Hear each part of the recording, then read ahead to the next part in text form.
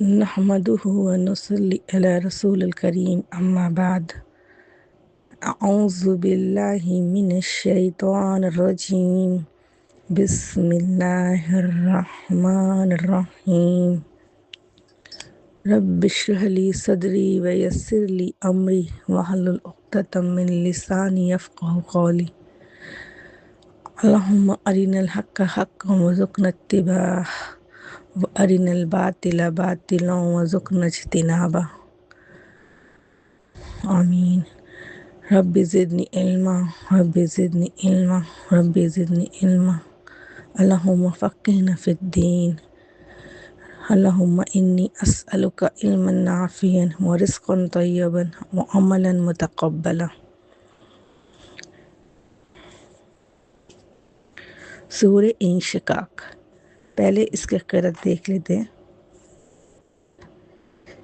اعوذ باللہ من الشیطان الرجیم بسم اللہ الرحمن الرحیم اذا السماء انشقت وأذنت لربها وحقت وإذا الأرض مدت وألقت ما فيها وتخلت وأذنت لربها وحقت يا أيها الإنسان إنك كادح إلى ربك كدحا فملاقيه فأما من أوتي كتابه بيمينه فسوف يحاسب حسابا يسيرا وينقلب إلى أهله مسرورا وأما من أوتي كتابه وراء ظهره فسوف يدعو ثبورا ويصلى سعيرا إنه كان في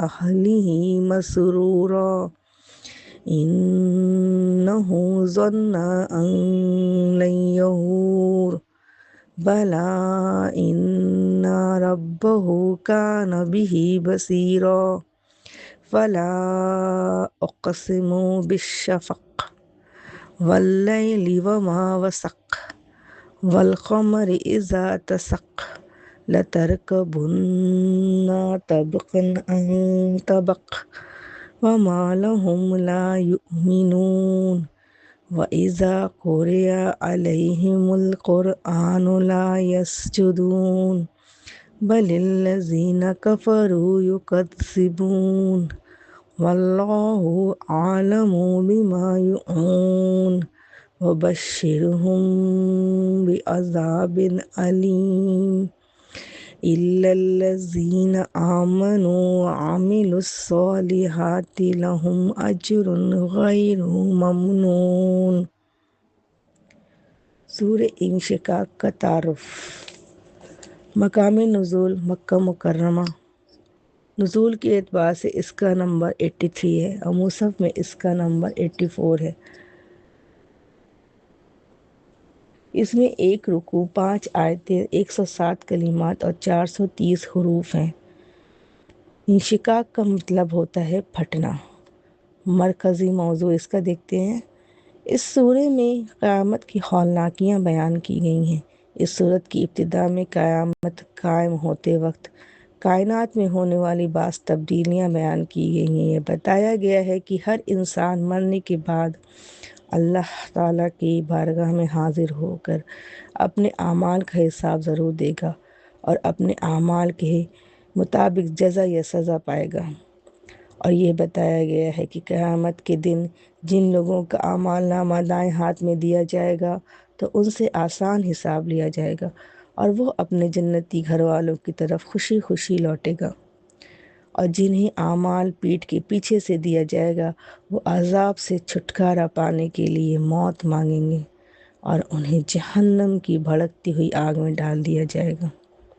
شفق، رات اور چاند کی قسم کھا کر بتایا گیا ہے کہ قیامت کے دن مشرکین ہولناک امور اور مشکل ترین احوال کا سامنا کریں گے۔ اس صورت کے آخر میں کفار، مشرکین اور ملحدوں وغیرہ کو ایمان قبول نہ کرنے پر دردناک عذاب سے ڈرایا گیا ہے، اور جو لوگ ایمان لائے اور نیک اعمال کیے تو انہیں جنت میں ہمیشہ رہنے کی خوشخبری دی گئی ہے۔ تفسیر دیکھتے ہیں اس کی۔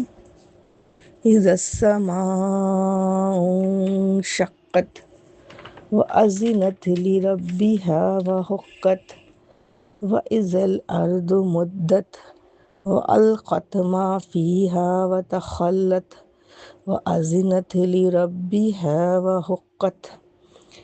جب آسمان پھٹ جائے گا اور اپنے رب کے فرمان کی تعمیر کرے گا، اور اس کے لیے حق یہی ہے کہ وہ اپنے رب کا فرمان مانے، اور جب زمین پھیلا دی جائے گی اور جو کچھ اس کے اندر ہے اسے باہر نکال کر خالی ہو جائے گی اور اپنے رب کے حکم کی تعمیر کرے گی، اور اس کا حق یہی ہے کہ وہ اپنے رب کی بات مانے۔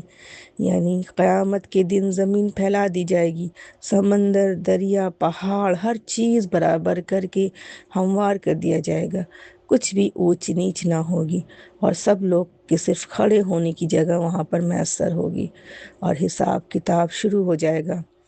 یا ایھا الانسان انک کادح الی ربک کدحا فملاقیہ۔ اے انسان، تو دھیرے دھیرے اپنے رب کی طرف چلا جا رہا ہے اور اس سے ملنے والا ہے۔ پھر جس کا نامہ اعمال اس کے سیدھے ہاتھ میں دیا گیا، اس سے ہلکا حساب لیا جائے گا۔ حضرت عائشہ رضی اللہ تعالی عنہا فرماتی ہیں کہ آپ صلی اللہ علیہ وسلم نے فرمایا، جس کا حساب لیا گیا وہ ہلاک ہو گیا۔ میں نے کہا، اللہ کے رسول صلی اللہ علیہ وسلم، دائیں ہاتھ میں پائے جانے والوں کا بھی حساب ہوگا؟ تو آپ صلی اللہ علیہ وسلم نے فرمایا، بس ان کے اعمال کی پیشی ہوگی اور اللہ ان کو اپنی رحمت سے معاف کر دے گا۔ اس لیے آپ صلی اللہ علیہ وسلم یہ دعا مانگنے کو کہا کرتے تھے، اللہم حاسبنی حسابا یسیرا، اے اللہ ہمارا آسان حساب لینا۔ اور وہ اپنے لوگوں کی طرف، اہل جنت کی طرف خوشی خوشی لوٹے گا۔ رہا وہ شخص جس کا نامہ اعمال پیٹھ پیچھے سے دیا جائے گا، وہ موت کو پکارے گا اور بھڑکتی ہوئی آگ میں جا پڑے گا۔ کیوں؟ ایسا کیوں ہوا؟ انہ کان فی اہلہ مسرورا، وہ اپنے گھر والوں میں مگن تھا، یعنی اس کا حال اللہ کے نیک بندوں سے مختلف تھا جو اپنے گھر والوں میں ڈرتے ہوئے زندگی بسر کرتے تھے، اور یہاں وہ تھا کہ اپنے گھر والوں میں ایسا مشغول تھا کہ اللہ کا حق بھولا ہوا تھا۔ اللہ کے نبی صلی اللہ علیہ وسلم کا طریقہ کیا تھا کہ آپ صلی اللہ علیہ وسلم اپنے ازواج کے بیچ میں بیٹھے ہوئے ہوتے اور معمول کے مطابق گفتگو اور مذاق بھی ہوتا، لیکن جو ہی اذان کی آواز آتی آپ ایک دم سب سے اجنبی ہو جاتے اور اللہ کی یاد کے لیے چل پڑتے۔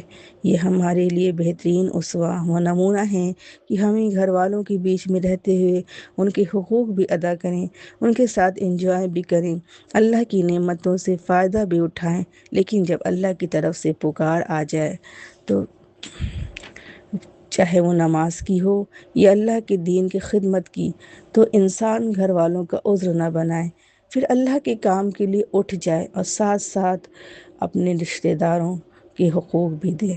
اس نے سمجھا تھا کہ اسے کبھی نہیں پلٹنا، یعنی دنیا ہی اس کے لیے سب کچھ ہے۔ پلٹنا کیسے نہ تھا، اس کا رب اس کے کرتوت دیکھ رہا تھا۔ بس میں قسم کھاتا ہوں شفق کی اور رات کی جو کچھ وہ سمیٹ لیتی ہیں، اور چاند کی جب وہ ماہ کامل ہو جاتا ہے۔ یعنی اللہ نے کس طرح انسان کو سمجھایا کہ جب سورج غروب ہوتا ہے تو اس کی سرخی پھیل جاتی ہے، پھر وہ سرخی آہستہ آہستہ سیاہی میں بدل جاتی ہے۔ اسی طرح چاند باریک صورت میں ہوتا ہے، پھر بڑھتے بڑھتے پورا چاند ہو جاتا ہے۔ یہ ساری تبدیلیاں انسان اپنے سامنے دیکھتا ہے، پھر بھی کوئی سے سبق نہیں لیتا۔ اسی طرح انسان کی حالت میں بھی تبدیلیاں آتی ہیں، بچہ ہوتا ہے، پھر جوان، پھر بوڑھا ہو جاتا ہے، پھر اس دنیا سے چلا جاتا ہے۔ فرمایا تم کو ضرور درجہ بدرجہ ایک حالت سے دوسری حالت کی طرف جانا ہے۔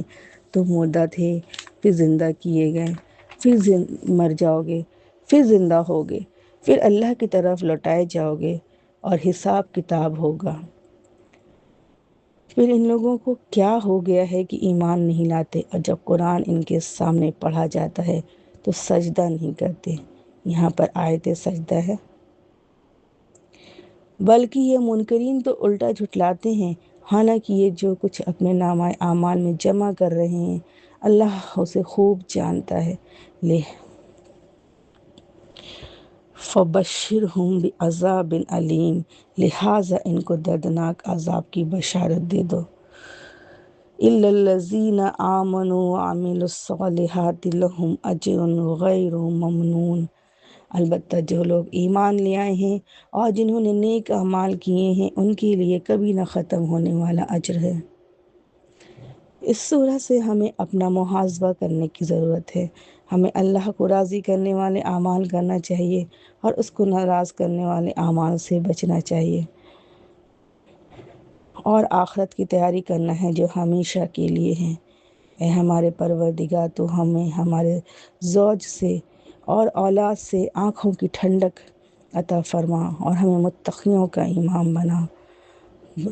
ربنا هب لنا من ازواجنا قرۃ اعین واجعلنا للمتقین اماما، وآخر دعوانا ان الحمد للہ رب العالمین۔ سبحانک اللہم وبحمدک، نشہد ان لا الہ الا انت، نستغفرک ونتوب الیک۔ ربنا تقبل منا انک انت السمیع العلیم۔ السلام علیکم ورحمۃ اللہ وبرکاتہ۔